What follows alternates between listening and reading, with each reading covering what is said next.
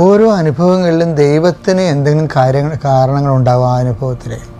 ആ അനുഭവത്തിലൂടെ നമ്മളെ കടത്തിവിടുന്നതിലൂടെ ദൈവത്തിന് എന്തെങ്കിലും കാരണങ്ങളുണ്ടാകും.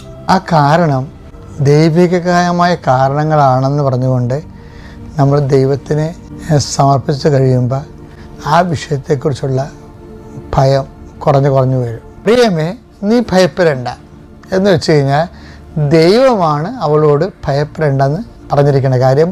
ഭയം വരുത്തണ വിഷയങ്ങളാണ് ഇനി സംഭവിക്കാൻ പോണ മുഴുവനും. അടുത്ത ക്ലാസ് എന്താ വെച്ച് കഴിഞ്ഞാൽ ഭയപ്പെടേണ്ട, ഒറ്റ പ്രാവശ്യം പറഞ്ഞുള്ളൂ. ആ ഒറ്റ പ്രാവശ്യം പറഞ്ഞിട്ട് പിന്നീട് മറിയത്തിൻ്റെ ജീവിതത്തിൽ സംഭവിക്കുന്നതെല്ലാം പലതരത്തിലുള്ള മനുഷ്യൻ്റെ തകർക്കണ അനുഭവങ്ങളാണ്. പ്രഗ്നൻ്റ് ആകുക, പിന്നീട് സംഭവിക്കുന്ന ഓരോ കാര്യങ്ങളും. അപ്പോഴൊക്കെ മറിയം ഭയപ്പെടേണ്ട എന്ന് പറഞ്ഞ വാക്കിൽ വിശ്വസിക്കുമായിരുന്നു. അതുകൊണ്ടാണ് മറിയത്തെ കാണുമ്പോൾ ഭാഗ്യവതി. എന്താ കാര്യം?